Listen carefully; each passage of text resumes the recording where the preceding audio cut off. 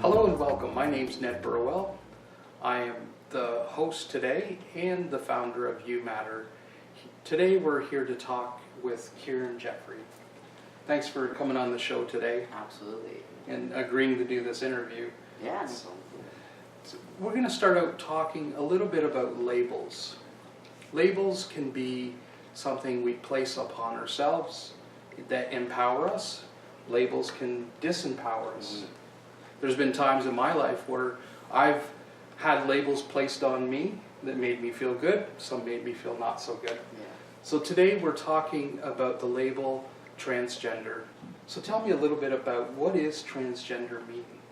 So what transgender means is that you are born and assigned a gender, and what that gender is for you doesn't align with how you feel inside. So I was born female, assigned female at birth, but I'm actually male, like identify as male, and also identify as transmasculine. So for me, I'm more on the masculine side of things. I identify with the masculine side of myself, but do know that I have a feminine side because I'm also a very sensitive person. And it can also mean that somebody is born male, but identifies as female, or they're more trans-feminine. Well, that's a great description. I've never heard the term transmasculine or trans-female. So I think it's a new term for me. That's great. Now, tell me about what was the first time you had these feelings that you were transmasculine? When did that first start coming up for you? So for me, it started, I'm going to guess around anywhere between 6 and 8 years old, that I really remember that first instance. And I would remember going to bed and kind of praying or asking to wake up to be a boy. I was like, I'm different, this isn't my body, I want to wake up and be a boy. So you, at 6 years old, you would wake up, you would go to bed and pray that you'd wake up a boy. Yeah. I was like, I'm different, like I want to be a boy, so I would ask for it. And I mean, I didn't wake up and it didn't happen, but I still was like, I'm still different, I know I'm different. But I mean, I ended up repressing that for over 20 years. And how did it affect your life by repressing those feelings? I know I struggled with a lot of anger issues. I also was very isolated. I isolated myself from people. I liked people, but I wouldn't make a lot of relationships with people. If I had them, it was a few. I would really get to know a few people. And so I found that I had a lot of turmoil, and I let myself have a lot of tumultuous relationships with people where I wouldn't let respect in. And then also it's just a battle of like, hey, who am I? Why am I different? And then I would eventually just forget that, you know, I'm a boy. I just stopped thinking that. I just was like, okay, well then I need to identify as a girl, and what does that mean? So I came out as a lesbian for a while, but I still didn't feel right. So a lot of my issues were depression. I'm anxious a lot of anger issues. Things like self-harm as well was something that I had to deal with. So that's kind of, by my repressing being who I was, that's what I was feeling and going through. And so at the height of your repression, how were you violent to yourself?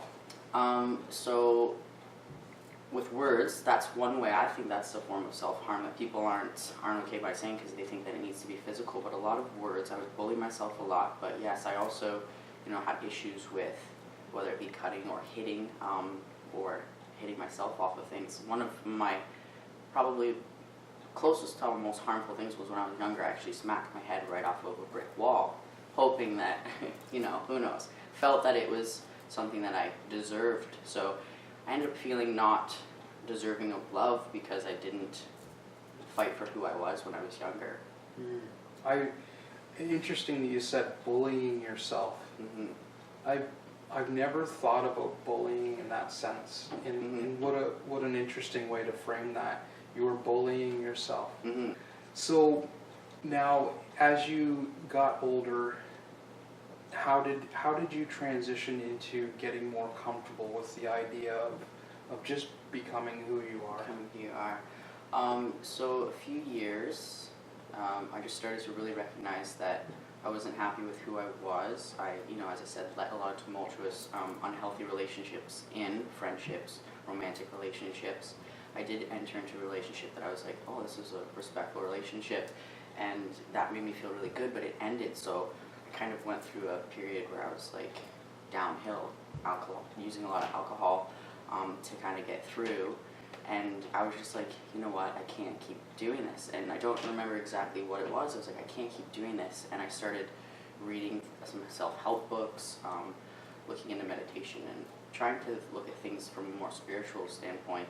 And by doing that and by being introspective, I was like, I know who I am.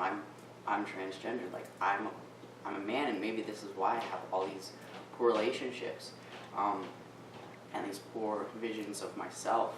So probably a few years ago, it really ignited, and then in the last 2 years, I've really been working towards bettering myself. I'm in the fitness industry, so I take care of myself, body and nutrition, and then I started working on my mind, and once I did all of those things, I just started to feel better about myself, knew that I was giving to myself. So just taking care of yourself, fitness, nutrition, and your mind is showing yourself that you care for yourself. So I started to develop self-love, and in doing that, that's when I was like, I gotta be myself. I need to, come out as transgender, say, I want to be seen as a man. That's who I am, that's what I see in the mirror, so you all need to see it as well, so that I can keep loving myself and giving love. That way I can get other love back, and then you just feel a lot better about yourself. So I would say it really transpired 3 years ago. I've only been out as transgender and on this journey in the last year, though. So what were some of the biggest mindsets that you had to abandon so that you could adopt who you truly are? What were the biggest obstacles in your mind that you had to let go of? Not feeling deserving, not feeling worthy, and that I didn't feel that I could offer people anything. And I think that stemmed from not giving to myself, not being honest with myself. I felt that I was hiding from people and lying to people. So because I was doing those things, and as a child I knew I was doing it out of protection of others, I was hurting myself. But you condition yourself to think that, well, if I'm lying to people, then I'm not honest with people, then I really don't deserve to have people in my life or those friendships. I don't deserve to be who I'm supposed to be if I'm okay with lying to everyone. So I think that as soon as I abandoned the dishonesty with myself, is when I really was able to, love myself and just feel that I was worthy. What a great revelation, because, there's it takes inner reflection to really have that deep honesty with ourselves, and that's something that I've come to in my life is just being honest with myself, honest with what I truly feel, and those type of things allow me just to be me. Yeah. And I'm enough. Enough, yeah, exactly. To just be who I am. I don't. Yeah. I put many things on top of me, and it just smothered who I truly, what I was here to do. Yeah. And by removing the labels and things that I put on myself, it's enabled me to become really empowered in this life. Interesting. So now, what are the mindsets that you would recommend if somebody is going through this process of claiming their identity as transgender? What are the things that you would say, hang on to this community? What would you say? So a few words that really resonate with me all the time are acceptance, responsibility, and patience. In addition to self-love and love yourself, but I really feel that if you need to accept that you were given a life to be a certain person, and to live as true to yourself as you can, and when you do that, you have so much to offer. Like, as soon as I actually became as authentic as I could, my relationships with everybody got better. My career got better. So many things got better for me because I was being so true to who I was.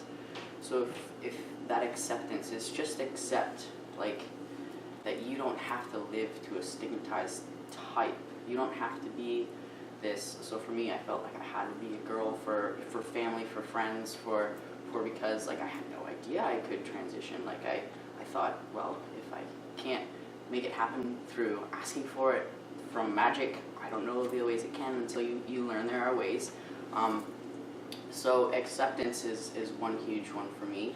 And when I talk about responsibility, it's just be responsible for things that have kind of happened in your life. And I had to take responsibility for hiding myself.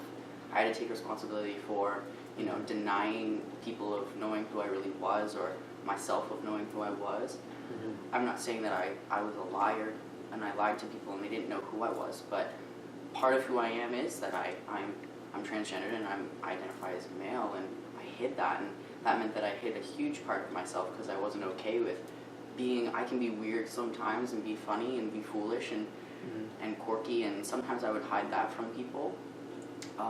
So again, responsibility. So just being responsible for maybe, if you felt that you were hurting yourself as a child or even as a young adult or an adult, just take responsibility for it and just say it's okay that, I let myself down for a while, like now I'm not going to anymore. So make that change. And then patience, that's a huge thing that you'll need in transitioning, is patience. You have to wait for it all to happen and just be patient with yourself.